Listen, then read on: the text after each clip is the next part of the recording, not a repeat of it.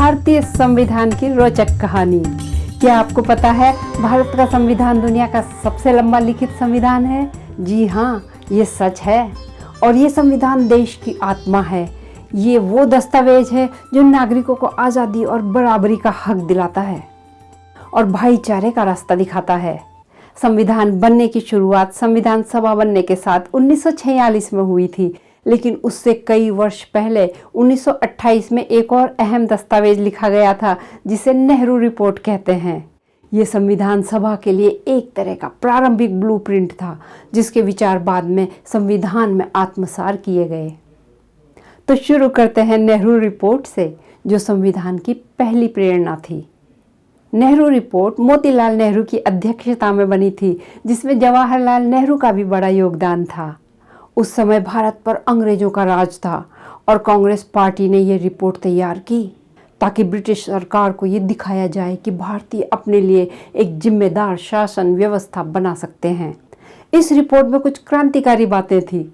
स्वशासन की मांग, भारत को ब्रिटिश साम्राज्य के भीतर डोमिनियन स्टेटस देने की बात, यानी भारत को अपनी सरकार चलाने का अधिकार, मौलिक अधिकार, बोलने की आज़ादी, समानता और धार्मिक स्वतंत्रता जैसे बुनियादी अधिकार, महिलाओं और पुरुषों को समान नागरिक अधिकार, संघीय ढांचा, एक मजबूत केंद्र के साथ प्रांतों को स्वायत्तता देने का प्रस्ताव, धर्मनिरपेक्षता, सभी धर्मों को बराबर सम्मान बिना किसी आधिकारिक धर्म के, वयस्क मताधिकार, हर वयस्क को वोट देने का अधिकार, जो उस समय पूरे दुनिया में देखा जाए तो एक बहुत बड़ा कदम था। इसके बाद 1929 से कांग्रेस लगातार पूर्ण स्वराज्य के लिए आंदोलन करती रही और जब आज़ादी करीब आई तो 1946 में संविधान बनाने का उपक्रम शुरू हुआ। नेहरू रिपोर्ट भारत के भविष्य के लिए एक वैचारिक नींव बनी और अब होती है संविधान बनने की शुरुआत और होता है एक सपना साकार। भारत का संविधान कोई एक रात में नहीं बना। ये एक लंबी यात्रा थी जिसमें सैकड़ों दिमागों ने मिलकर काम किया। 1946 में जब भारत आज़ादी के करीब था, ब्रिटिश सरकार ने कैबिनेट मिशन भेजा, जिसके तहत एक संविधान सभा कॉन्स्टिट्यूएंट असेंबली बनाई गई। इस सभा में 389 सदस्य थे, 292 चुने गए, 93 रियासतों से आए हुए और 4 ब्रिटिश प्रांतों से। इस सभा ने भारत की जन्मपत्री यानी भविष्य का खाका तैयार किया। 9 दिसंबर 1946 को सभा की पहली बैठक हुई और तब से शुरू हुआ एक ऐसा सफर जो 2 साल 11 महीने और 17 दिन के बाद 26 नवंबर 1949 को पूरा हुआ। इस दौरान 11 सत्र हुए, 165 दिन तक बहस चली और 2473 संशोधनों पर चर्चा हुई। और ये सब तब हुआ जब देश बंटवारे की त्रासदी से जूझ रहा था और उसका नेतृत्व कर रहे थे 2 सितारे, नेहरू और अंबेडकर, जिनका मकसद एक था। इन्होंने संविधान को वो आकार दिया जो आज हम देखते हैं। सपनों के आर्किटेक्ट जवाहरलाल नेहरू भारत के पहले प्रधानमंत्री, संविधान सभा में एक विजनरी लीडर थे।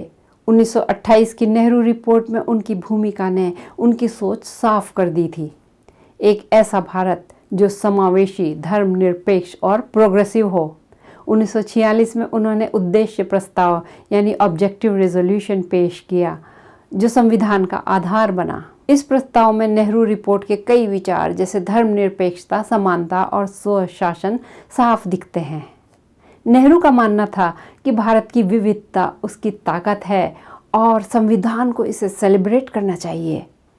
उनकी लीडरशिप ने सभा को एकजुट रखा और उनकी दूरदर्शिता ने संविधान को एक आधुनिक दस्तावेज बनाया। संविधान के शिल्पकार डॉक्टर अंबेडकर को संविधान का पिता कहा जाता है और ये बिल्कुल सही है। ड्राफ्टिंग कमेटी के चेयरमैन के तौर पर उन्होंने संविधान का मसौदा तैयार किया। अंबेडकर खुद दलित समुदाय से थे और उन्होंने जातिगत भेदभाव को करीब से देखा था। इसलिए उन्होंने संविधान में ऐसी धाराएं डाली जो अस्पृश्यता को खत्म करें, सामाजिक न्याय को बढ़ावा दें और हर नागरिक को गरिमा दें। मौलिक अधिकार, आरक्षण और सामाजिक बराबरी जैसे प्रावधानों में उनकी सोच साफ झलकती है। नेहरू रिपोर्ट के समानता और अधिकारों के विचारों को अंबेडकर ने और गहराई दी, खासकर वंचित वर्गों के लिए। अब बात करते हैं BN राव के योगदान की।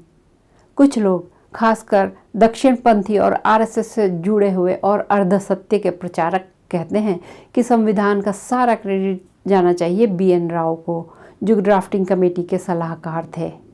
सच तो ये है कि BN राव ने बहुत मेहनत करी।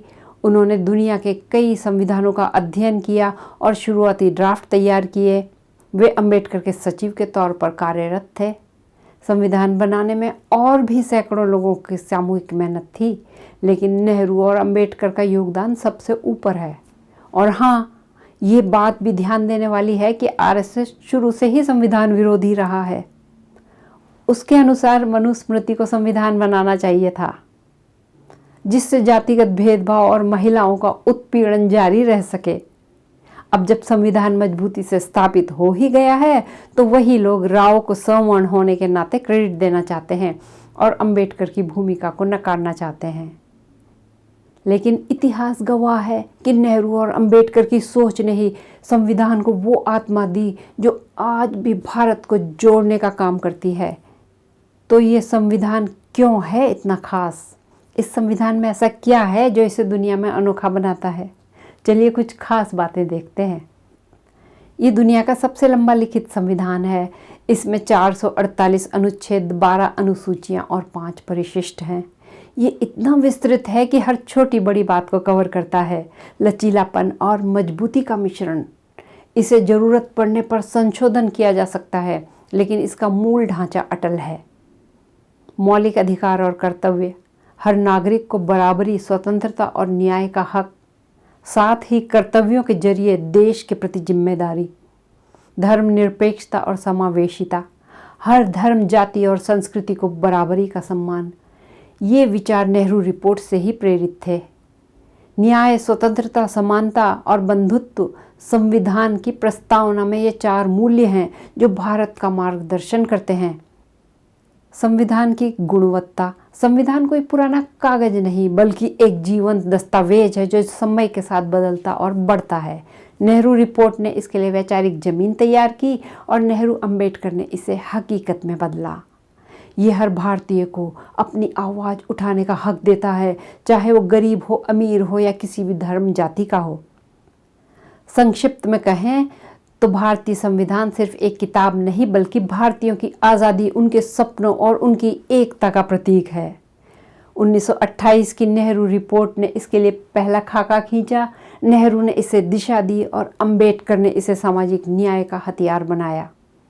आज जब कोई इसका क्रेडिट किसी एक को देने की कोशिश करता है, तो याद रखना ये सबका संविधान है। इसे बनाए रखना, इसे जीना और इसे मजबूत करना सबकी जिम्मेदारी है।